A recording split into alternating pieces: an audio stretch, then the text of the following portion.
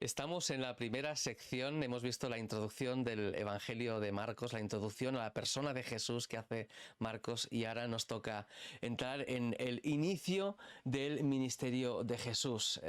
Vamos a ver esta sección en la que encontramos este primer resumen ministerial de Jesús, el primero de los 3 llamados a los discípulos, y luego 5 circunstancias, 5 situaciones de Jesús que nos muestran la autoridad de Jesús, la irrupción de Jesús, y nos van a permitir ver progresar esa persona de ser un auténtico desconocido, ¿no?, a ser una persona que ni siquiera puede prácticamente entrar en una ciudad sin que la gente salga a su encuentro, ¿no?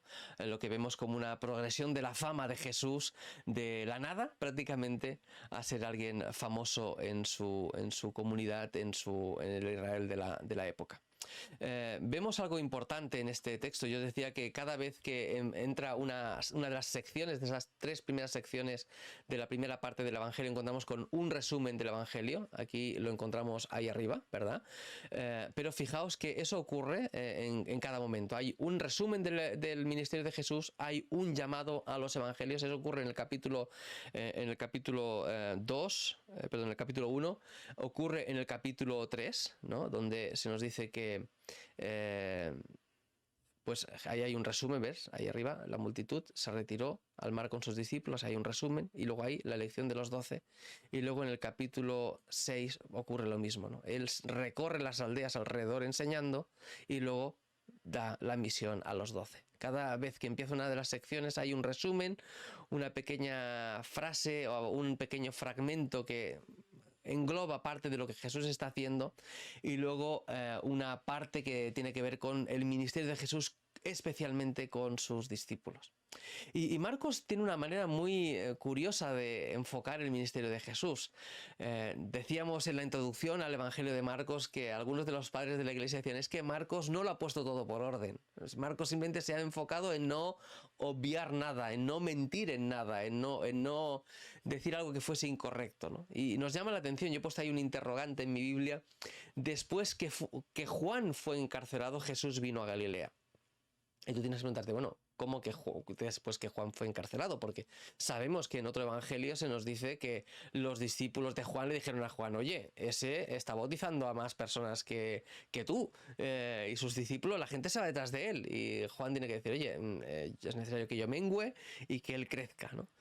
Para Marcos eso no es importante. Para Marcos lo importante es que realmente el ministerio de Jesús explota, se inicia después de que Juan fuese encarcelado, y eso de alguna manera es evidente, y eso es exactamente así, ¿no? Así que nos encontramos con este primer resumen. ¿Y cuál es el resumen del ministerio de Jesús? El resumen del ministerio de Jesús es la predicación de Jesús. Fijaos que más de una vez he dicho, y lo seguro que lo volveré a decir, que para muchas personas el Evangelio de Marcos es un evangelio de acción, que se enfoca mucho en lo que Jesús hace y no en lo que Jesús dice. Pero en realidad, todo lo que Jesús hace, y eso lo enfatiza mucho el Evangelio de Marcos, lo que Jesús hace es para enseñarnos que realmente Él tiene el poder, que Él tiene la autoridad, que Él tiene la capacidad de hacer esas cosas, y por lo tanto lo que Él dice es importante. Y para Jesús, una y otra vez a lo largo del Evangelio, su predicación es más importante que sus milagros. Sus milagros están al servicio de su predicación, no al revés. Es mucho más importante para Jesús lo que Él enseña que lo que Él hace en cuanto a milagros. Para nosotros las dos cosas son importantes, y de hecho Marcos evidentemente las comparte porque las dos son importantes, ¿no? Pero fíjate el resumen. El resumen es que Jesús vino a Galilea haciendo ¿qué? Predicando el Evangelio de Dios. Digo el Evangelio de Dios porque esas dos palabras ahí, del reino, seguramente no estaban en el texto original, fueron una interpolación posterior. Eso es lo que piensan todos los escolares, todos los eruditos acerca del texto griego. ¿Y cuál es el Evangelio de Dios? ¿Cuál es el mensaje de las buenas noticias de Dios? ¿Os acordáis? Cuando vimos la introducción al Evangelio, ¿verdad? Dios reina, ¿no? El tiempo se ha cumplido, el tiempo ha llegado a su clímax. No es que haya llegado solo, es que Dios ha hecho que el tiempo llegue. El momento decisivo de la historia ha llegado.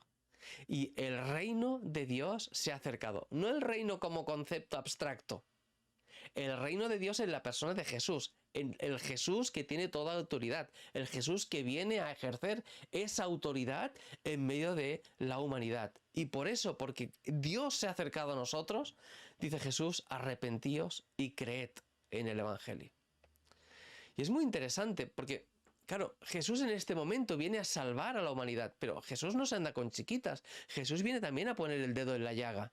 Jesús va a marcar la diferencia entre el creyente y el no creyente. Recordad el pasaje de la introducción. El que viene es Dios mismo y viene con pago y es fuego purificador y jabón de lavadores. No es cualquiera el que viene. Evidentemente se nos va a enfatizar el mensaje de salvación en Cristo Jesús, pero Jesús al mismo tiempo viene también como juez.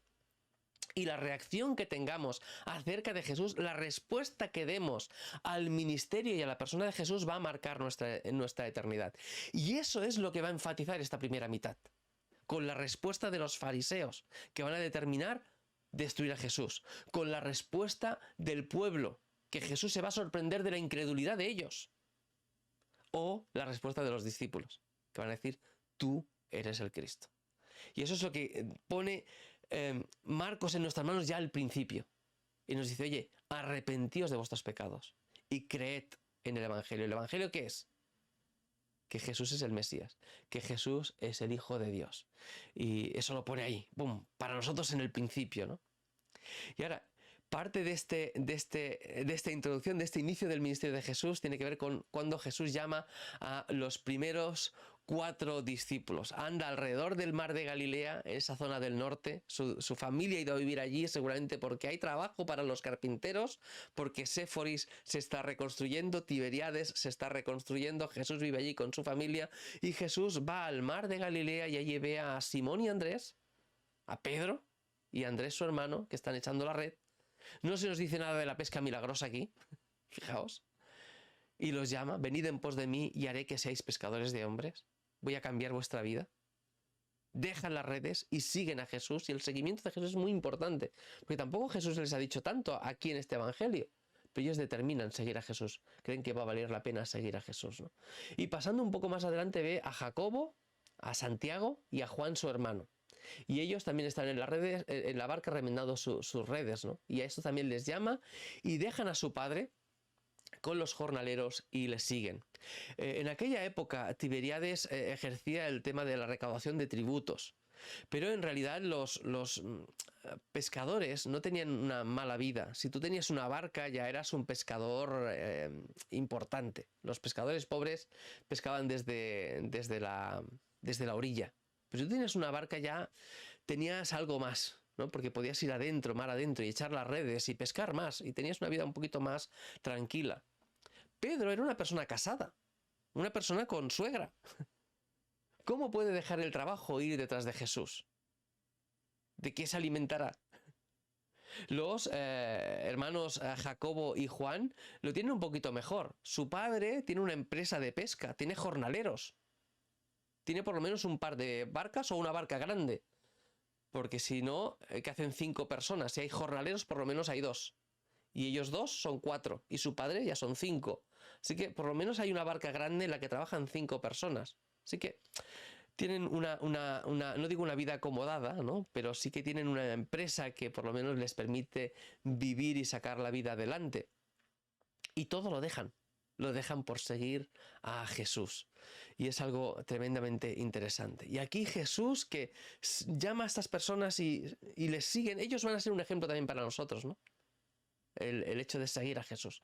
Pero aquí Jesús de alguna manera irrumpe ya al inicio de su ministerio. Va a ser una irrupción tremenda de esa autoridad, ¿no? Llega a Capernaum, el lugar donde Pedro está viviendo, donde tiene su casa Pedro. Y los días de reposo, ¿qué hace Jesús? Entra en la sinagoga y enseña. Eso es lo importante para Jesús. El resumen es que Jesús predicaba el Evangelio de Dios y aquí en la sinagoga enseñaba. Y se admiraban ¿de qué? De su doctrina. La doctrina es... A veces en nuestros contextos evangélicos, a veces se ve la doctrina como algo malo. No. La doctrina es bueno porque la doctrina son las verdades de Dios que fluyen a través de la palabra de Dios, ¿no? La doctrina al final es la enseñanza, las verdades de Dios. Y Jesús les enseñaba como quien tiene, ¿qué? autoridad. Esa palabra hay que subrayarla siempre que salga en las escrituras, como quien tiene autoridad y no como los escribas que decían, la palabra de Dios dice, o el Talmud dice, o el maestro tal decía. Jesús decía, yo os digo esto, ¿no? Pero en medio de esa sinagoga hay un hombre con un espíritu inmundo. Entonces, ¿cómo es posible? Pues sí, en la sinagoga había alguien poseído por un demonio. Y esta persona dice, ¿qué tienes con nosotros, Jesús Nazareno? ¿Has venido para destruirnos? No sé si te fijas que esta persona tiene un espíritu inmundo, pero habla en plural. Porque se da cuenta de que Jesús viene a irrumpir en el momento de autoridad, en el reino de oscuridad que tienen los espíritus inmundos, en la confrontación que tienen los espíritus inmundos con la humanidad y con el propósito de Dios, ¿no? Y este demonio que sale al encuentro de Jesús le dice, sé quién eres el santo de Dios. Y Jesús le reprende y le dice, sal, cállate, sal de él. Y el espíritu inmundo, sacudiendo con violencia a esa persona, clamando a gran voz, salió de él. Y todos se asombran, ¿verdad? Todos se asombran de esto y discuten entre sí. Y dicen, ¿qué doctrina nueva es esta? Que con autoridad aún manda a los espíritus inmundos y le obedecen. Nadie jamás ha hecho algo así. El exorcismo en aquella época era una práctica ritualista, pero Jesús manda con autoridad, dice, calla, enmudece, sal, fuera, y eso ocurre. La autoridad de Jesús sorprende a la gente de esa sinagoga. Se quedan estupefactos, ¿no? Y esto es una sinagoga, así que es sábado. Jesús ha exorcizado a una persona en sábado. Y cuando salen de la sinagoga van a casa de Pedro y en la casa de Pedro está la suegra que está enferma, que está en cama, que está muy malita y le hablan enseguida a Jesús de ella. Y llama mucho la atención estas indicaciones, ¿no? Jesús se acerca a ella, la toma, la levanta y la fiebre la deja. Y ella les servía en sábado. La sana en sábado. La irrupción de Jesús, el Jesús que no se va con miramientos, con ritualismos inútiles, es una espiritualidad forzada, sorprende absolutamente en esta sección. De tal manera que cuando llega la noche, luego que se puso el sol, todos los que tenían enfermedades y los endemoniados y toda la ciudad se agolpó a la puerta. ¿Y por qué eso es importante? Bueno, es importante porque los días de la semana acababan cuando se hacía de noche.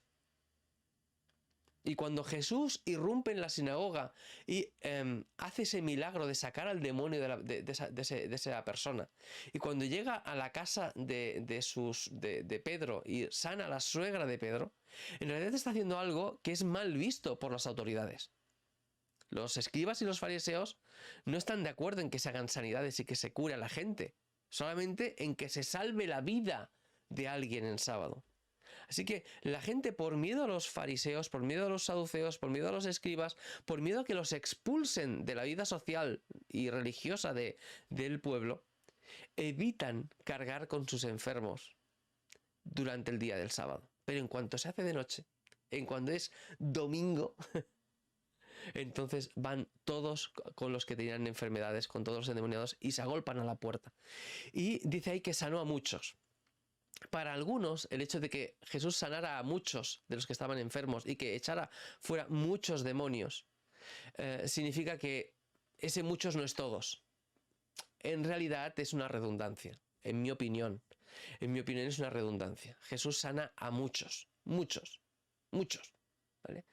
¿No sanó a todos? Yo creo que es un sinónimo, ¿vale? Es un uso para no redundar y para enfatizar que sanó a los que estaban enfermos, que tenía autoridad sobre la enfermedad, que tenía autoridad sobre los demonios, que Jesús en ese momento está no solamente destruyendo el poder de Satanás, sino que está dándole la vuelta a las consecuencias de la caída, que son la muerte, que son la enfermedad, ¿no? Jesús lleva en sí mismo las enfermedades, ¿verdad? En ese texto fantástico de Isaías capítulo 53, ¿no? Y no dejaba hablar a los demonios porque le conocían, porque en realidad Sabemos que los demonios no reconocían que Jesús era quien era para hacerle un favor. Si un demonio hablase bien de ti, seguramente yo no me fiaría de ti, porque sé que los demonios son malos. Y si un demonio es malo y habla bien de ti, pues me tengo que fiar poco de ti. Y de hecho, al final, ¿qué ocurre? Pues que los fariseos van a decir, este hace milagros, pero los hace milagros en el poder de ¿quién? En el poder de Belcebú, porque Belcebú habla bien de este hombre. Y este hombre está irrumpiendo en nuestra forma de entender las cosas, y como está cambiando nuestra forma de entender las cosas, tenemos que entender que su forma de hacer las cosas es mala porque los demonios hablan bien de él. No quiero alargarme mucho más, sí ver ese primer viaje, ese primer recorrido de Jesús, ¿no? Muy de mañana, aún siendo oscuro, Jesús sale ese domingo por la mañana y se va a un lugar desierto. Es muy interesante el lugar desierto para Jesús. La gente está persiguiendo a Jesús, la gente está buscando a Jesús para que haga milagros, para que les bendiga, para que supla sus necesidades humanas. Pero Jesús busca la intimidad con Dios. Y cuando Simón le busca, ese versículo 36 ahí, fíjate esa palabra ahí, le buscó Simón, fíjate el significado de esa palabra. ¿Lo veis ahí? Acosar. ¿Lo veis ahí? Acosar. Simón está acosando a Jesús, no le deja estar tranquilo ni orando. Porque Simón quiere, y los que con él están quieren, que Jesús salga al encuentro de las personas, porque todos le buscan, porque todos quieren recibir su milagro. Y Jesús tiene otro propósito para sí. Jesús quiere cumplir el propósito de Dios. Jesús no ha venido para hacer milagros. Jesús ha venido para predicar el Evangelio. Para eso ha venido, para predicar las buenas nuevas de salvación, para predicar el año agradable del Señor, para predicar la gracia de Dios, ¿no? Y predicaba, dice, en las sinagogas de ellos, en toda Galilea, y echaba fuera los demonios. Jesús vino a irrumpir con las buenas noticias. Y me interesa mucho ese de ellos, ¿no? Porque puede ser traducido, hay algunas traducciones que traducen que predicaba en las sinagogas de toda Galilea, en las sinagogas de toda Galilea. Pero ese de ellos es un poco el de ellos no son nosotros, ¿no? Y creo que aquí Marcos ya empieza a introducir un tema importante. La gente sigue a Jesús no porque crea en Jesús, sino porque quiere obtener cosas de Jesús. Y el movimiento de multitudes que siguen a Jesús en realidad no creen en Jesús. Es toda una espuma de apariencia. Pero Jesús conoce la verdad y Dios conoce la verdad, ¿no? Jesús sigue irrumpiendo. El último fragmento de esta introducción está en esa primera purificación, restauración de una persona leprosa, ¿no? Una persona que viene, hinca la rodilla delante de Jesús y le dice, si quieres, puedes limpiarme. Nosotros sabemos que Jesús tiene el poder y que tiene la autoridad. La pregunta es, si Jesús quiere, si Jesús quiere hacer el milagro, si Jesús quiere, si Dios quiere responder nuestra oración, ¿verdad? No tenemos ningún problema nosotros en admitir que Dios tiene todo poder para responder cualquier cosa en nuestra vida y para hacer cualquier milagro en nuestra vida. Cada uno de nosotros ha experimentado milagros de una determinada manera en nuestra vida, a veces de sanidad, a veces de respuesta a oraciones imposibles. Sabemos que Dios puede. La pregunta es, ¿quiere? ¿Quiere? Y cuando este leproso hinca la rodilla y dice, si quieres puedes limpiarme, a mí me resuena esa frase de Jesús que resuena en los evangelios de, el que a mí viene yo no le echo fuera, ¿no? Pero es muy interesante este pasaje porque tiene algunas curiosidades. La primera curiosidad es que ese teniendo misericordia, esa palabra ahí, misericordia, que aparece ahí, en realidad no aparece en todos los manuscritos. En algunos de los mejores manuscritos dice que Jesús se indigna. Decimos, ¿por qué se indigna en vez de tener misericordia? Casi todos los académicos creen que la lectura más correcta es que Jesús se indignó. No que Jesús tuvo misericordia de él, sino que Jesús se indignó. ¿Por qué? Porque Jesús quería enfatizar su predicación. Jesús no quería que se le viera como un milagrero sanador. Él vino a hablar del reino de Dios, ¿no? Pero no obstante eso, Jesús hace algo fantástico, que es tocar a un leproso y decirle, quiero, sé limpio. Y eso es muy importante, porque cuando alguien tocaba a un leproso, el impuro eras tú. Pero Jesús lo que está mostrando es que Él es tan santo y tiene una autoridad tan increíble que cuando Él toca a alguien, no es que Él se vuelva impuro, no, no, es que el que se vuelve puro es aquel al que toca. ¿Te das cuenta? Cuando tú te acercas a Jesús, Jesús al tomar tu pecado, Él no se hace impuro. Eres tú el que se hace puro, ¿verdad? Y este tema es muy interesante porque una y otra vez la palabra de Dios, lo vimos cuando vimos el tema de eucis, euzus, esa expresión, ¿verdad? Que se da un poco antes, ¿no? Cuando Jesús coge y toma a la suegra de Pedro e inmediatamente, dice el texto ahí, inmediatamente le dejó la fiebre, ¿no? Y lo mismo pasa aquí, ¿no? Al instante le deja la lepra, ¿no? El poder arrollador de Jesús, la causa y efecto que es Jesús de Nazaret, que cuando se enfrenta con la enfermedad, cuando se enfrenta con la impureza, cuando se enfrenta con los demonios, instantáneamente los demonios abandonan a las personas, las enfermedades abandonan a las personas, ¿no? Y son restauradas, ¿no? Y queda limpia, no solamente limpia de su enfermedad, porque a veces la lepra en aquel contexto no era la lepra nuestra, ¿eh? A veces eran enfermedades de la piel que te impedían ir a la sinagoga y formar parte de la vida religiosa de la nación, ¿verdad? Y acercarte a Dios y poder adorar a Dios en la sinagoga o en el templo. Quizá lo de este leproso era simplemente una enfermedad de piel, ¿no? Pero Jesús lo purifica y lo manda al sacerdote para que ofrezca la purificación, ¿no? Para que él pueda ser restaurado a la vida de comunidad, ¿no? Porque en ese momento a este hombre nadie le daba ni siquiera un abrazo, o la mano, o un beso, por miedo a ser impuros. Pero en el momento en que Jesús entra en su vida, esta persona vuelve a formar parte del pueblo. Puede formar parte incluso con su familia. Imagínate que vives con tu familia y nadie te puede dar ni siquiera un abrazo o un beso, ¿verdad? Y eso lo cambia Jesús de principio a fin en este momento, ¿no? Y con aquello del secreto mesiánico, ¿verdad? Que vimos, Jesús le dice, oye, mira, no digas nada, cállate, muéstrate, pero no digas nada. Pero este hombre irremediablemente comienza a publicarlo mucho, a divulgar el hecho de manera que Jesús ya no podía entrar abiertamente en la ciudad, sino que se quedaba en los lugares desiertos nuevamente.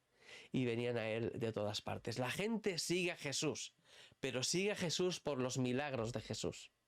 Y Jesús quiere ser seguido no por los milagros, sino porque los milagros son señales que apuntan a una realidad más grande, que es el hecho de que Él es el Mesías, el Hijo de Dios, al hecho de que su mensaje es un mensaje auténtico.